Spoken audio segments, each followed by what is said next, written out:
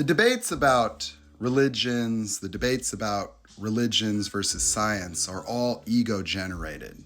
The dogmas of both paradigms fail to acknowledge that one does not exclude the other.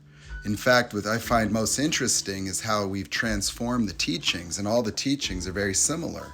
When you look at these prophets and people, what are they bringing into being? Kindness, a better way to be, a way to emulate, and a way to find a completely new paradigm of human existence outside the boundaries of suffering, where you can find parallels between the kingdom of God and the enlightenment of Buddha, as well as the hell of, the Christian view and that of suffering, where sin and the morality of Buddhism are one and the same, a mechanism to preserve one in a state of objectivity, free from the attachments of the ego, where sin is what brings you to hell. And so when I see science versus religion, I have a completely different take on the biblical tale of creationism.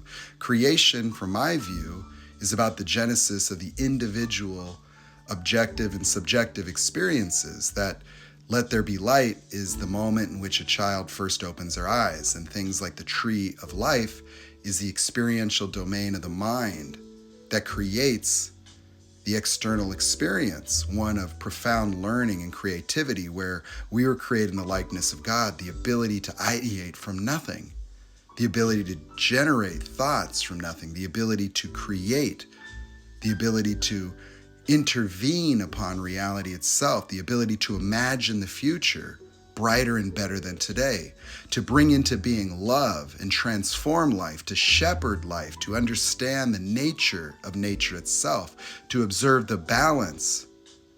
And so when we talk about the animal kingdom and say it's about the survival of the fittest, we fail to acknowledge that it's not about the fittest, that the lion, as the king of the jungle, bears a certain responsibility, that the lion is not going to eat all of the gazelles because it is entangled in the same struggle for life, that the lion takes out the weak ones, strengthening the genes of its prey species, ensuring their longevity.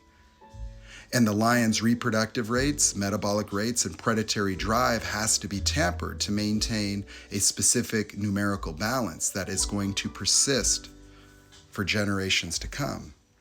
Human beings, with our subjective experience and ego, fail to recognize the anomalous nature of our own existence, where we are recreating profound childhood fears and feelings like abandonment, being alone, broken, not good enough, something's wrong with me. That we're the only species that had the ability to say me during our first fight or flight reaction, the proverbial fall from grace. Why do we love children? Because they're present, just like the animals we love. And we lose that objectivity, that ability to imagine and dream.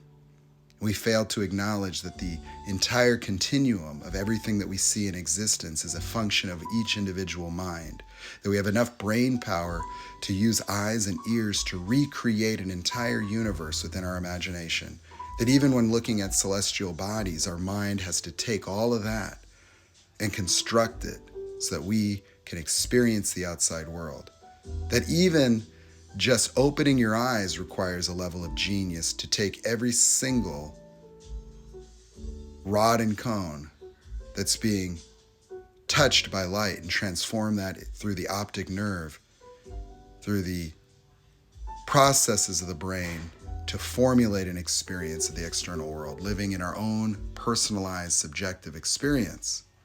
And so when I look at the biblical tale of creation, and I think about the tree of knowledge of good and evil, I think about the moment in which a child thought for the first time versus their first stress reaction, something's wrong with me, and patternized their entire world by looking at their parents fighting and thought, I'm small, I'm helpless, I'm broken, abandonment, I'm not good enough, I can't do anything, I'm frozen, I'm stuck, I'm confused.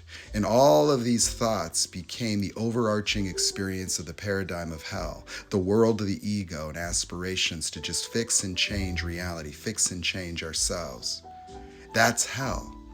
Hell is the paradigm of the human existence, stuck within the boundaries of fear, where there's nothing to fear but fear itself. Well, faith for the enlightened, for the born again was what kept you present, what kept you in an objective experience, where your experience was merely your view of life, absent from the thoughts and ruminations, where the oneness created by Buddhists was merely a restoration towards an objective view of life, an enrichment of the sensory experience, because we fail to recognize that all the processes of rumination, using our imagination to recreate the past, to live in a fear-based future, with all the attachments to all our problems we're trying to solve over and over and over by redecorating our lives to merely immunize ourselves from judgment, to demonstrate through the acquisition of goods and services that I am enough, that I am finally proving myself, that I've never been able to do that, and now I'm trying.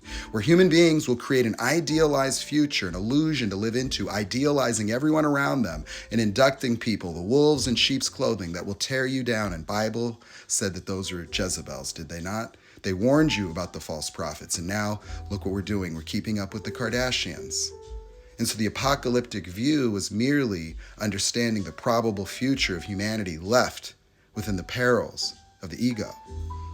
And so the debates are a non-starter.